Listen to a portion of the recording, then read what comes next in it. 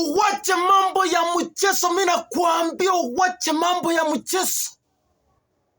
Tumekuona unaenda hivi majuzi Kajiado kwaenda kumsambulia ndugu yetu, hata kama sisi sio supporters wake, mpaka hiyo kitu imefanya tumesimama kwa mitandao ya kijamii. Sisi tukueleze wewe na kuambia sisi tukueleze wewe Rigathi Gachagua, mimi nakuambia uwachane mambo ya mchezo. Fred Okengo Matiang'i hana deni yako my friend. Fred Okengo Matiang'i hakuli chakula kwa nyumba yako my friend.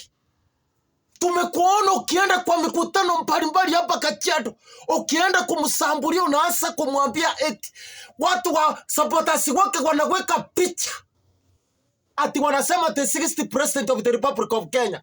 Sasa yeye nakuuma nini my friend? Rigathi Gachagua, mimi nakuuliza yeye nakuuma nini? Mimi nakuuliza yeye nakuuma nini bwana?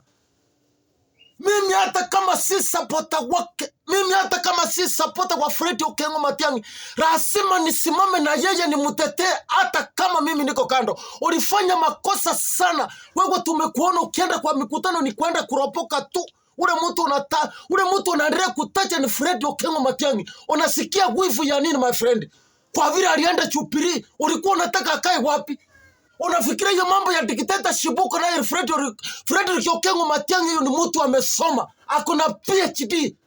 Na wewe ni mtu uko na diploma. Arabu nini unaanza kutuambia my friend? Nini unaanza kwa wewe Rigathi Gachagua, mimi nakuambia kama utafunga hiyo mdomo na uachane community yetu kutoka Nyanza my friend. Uchawahi sisi tukiingilia hiyo community yenu my friend? Fred Okengo Matiang'i amekuuma nini? Amekuuma nini wewe Rigathi Gachagua, mimi nakuambia Fred Okengo Matiang'i amekuuma nini? Hata tunataka wapunga waende parliament wapitishe waseme ya kwamba ule mtu ako na PhD kwenda chundi anauliza mambo ya urais. Si mtu kama wewe umesomea diploma peke yake. Fred Okengo Matiang'i bwana ni mtu amesoma, ni daktari mwenyewe. Na wewe ni nini sasa? Wewe ndio maana tunakuita wewe ni wa minyoo tu. Uwache mambo hiyo ya mchezo uko naye. Na kuanzia leo. Leo ni Jumapili tarehe 5. Ukome kabisa kutacha Fred Okengo Matiang'i, sio tisi wili unajipangusia kwa choo. Fred Okengo Matiang'i sio ile tisi unajipangusia kwa choo. Wewe Rigathi Gachagua, mimi nakuambia kwa siku ya leo tarehe 5, kuanzia leo ukome. Na tunataka kwa uwezo wa Mwenyezi Mungu parliament pamoja na senate wapitishe mtu akuwe na PhD ndio aunise mambo ya urais. Si kama wewe umesomea diploma hapa Nairobi University Arabu, ile certificate tulipata fake. Na Fred Okengo Matiang'i ni daktari mwenyewe, anaweza kupasua kichwa asome ndani na malisi. Wewe ni nini unaweza fanya? Mimi nakwambia wewe ni nini unaweza fanya isipokuwa kuchonga waru peke yako pamoja na kukula mchere tu, hiyo ndio unajua. Hatuwezi kuombea wewe na Fred Okengo Matiang'i my friend, yule ni mtu amesoma na yeye ni daktari. Anaitwa daktari Fred Okengo Matiang'i, na wewe tunakuita aje? Na wewe tunakuita Rigathi Gachagua kwa minyoo. Ile kitu unachua peke yake. Mimi nakwambia ile kitu unachua peke yake ni waru na cabbage pamoja na mchere.